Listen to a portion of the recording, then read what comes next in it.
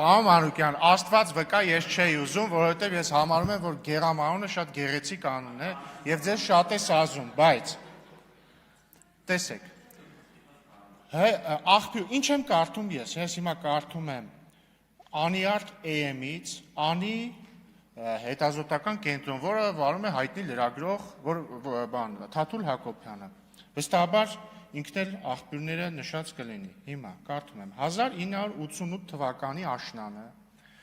ՀՀԴ բյուրոյի ներկայացուցիչ Հրայր Մարուխյանը ասել է հետևյալը, մեջբերում եմ,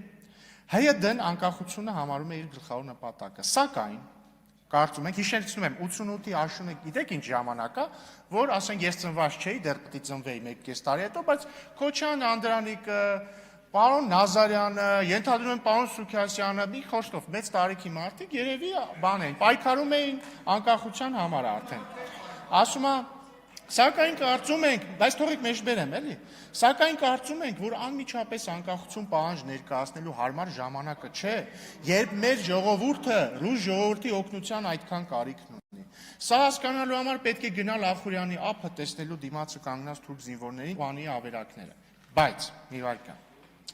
1988, այսինքն Մարուխյանը միայնակ չէր։ 1988-ի սեպտեմբերի 29-ին հայ ավանդական 3 կուսակցությունները ՀՅԴ-ն, ՌԱԿ-ը եւ ՍԴՀԿ-ն համատեղ հայտարարությամբ են հանդես գալիս։ Մեջբերում եմ հատված։ Հայաստանի եւ Ղարաբաղի արի ժողովրդին կոչ են անում, որ խուսափեն ծայրահեղական կեցվածներից, օրինակ Քոչյան Անդրանիկը, երբ որ հանրահավաքի էր մասնակցում 88 թվականի սեպտեմբերին, ծայրահեղական կեցվածքի մեջ էր։ Մի վայրկյան, շարունակում եմ, որոնք խանգարում են մեր հայրենիքի հանրային կարգի կարգուկանոնը, նկատի ունեն, որ Քոչյան Անդրանիկը ԽՍՀՄ-ի մի Պարոն Մանուկյան, ես չէի ընդհատում։ Նկատի ունեն, որ Քոչյան Անդրանիկը խաթարում էր մեր հայրենիք ԽՍՀՄ-ի կարգուկանոնը, էլի։ Ծանր կորուստների են ենթարկում մեր երկրի տնտեսական, արդյունաբերական, կրթական, մշակութային կյանքը, էլի, ԽՍՀՄ-ի մշակութային կյանքի դեմ էր հանդես գալիս Քոչյան Անդրանիկը, Գերամ Նազարյանն էլ հետը։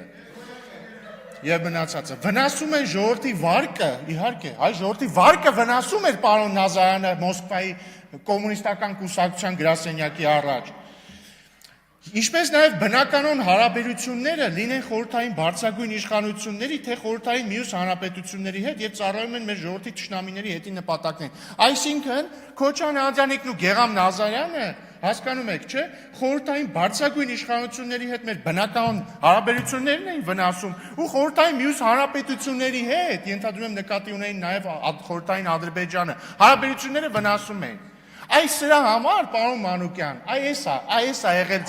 ձեր կողմը, մի վայրկյան, այս է եղել ձեր կողմը լալով դեմը լալը, որ ասում է, մենք կողմ ենք անկախությանը, բայց կոչ ենք անում ժողովրդին հանգած խաղաղության համար չպայքարել։ Բայց պարոն Մանուկյան, ես չեմ պնդում, որ դուք փոխեք ձեր անունը։ Ես կարծում եմ ձեր անունը շատ գեղեցիկ անուն է եւ սազում է ձեզ։ Շնորհակալություն։